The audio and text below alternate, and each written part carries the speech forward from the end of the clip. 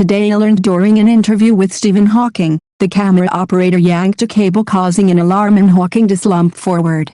Worried they had killed him, everyone rushed over to find Hawking giggling at his own joke. The alarm was from an office computer losing power.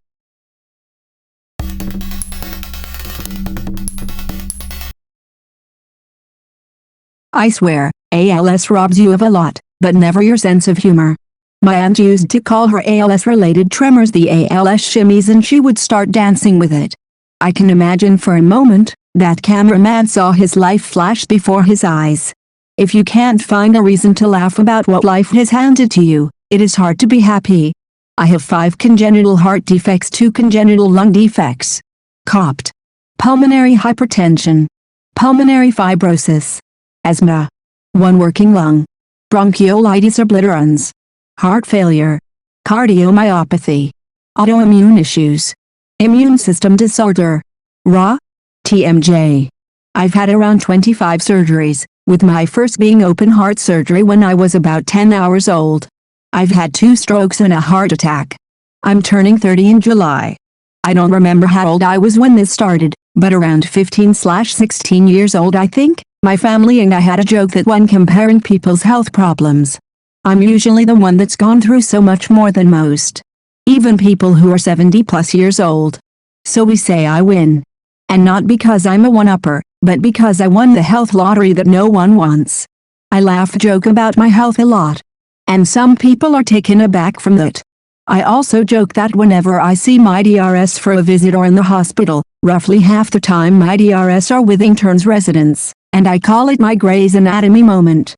His interview with John Oliver was hilarious. You once stated that there could be an infinite number of parallel universes, so theoretically there could be a universe where I'm smarter than you. Yes. And also a universe where you're funny. Stephen Hawking was notorious for his sense of humor and pranks. The guy thought it was funny to drive his wheelchair at high speed and run over the toes of people at the university he worked for.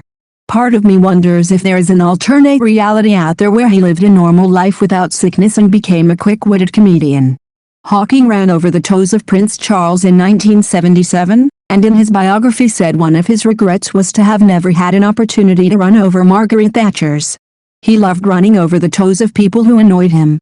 If it counts for anything, I got to meet him at a dinner party once in the 90s, and the first thing he said to me was to apologize for his American accent.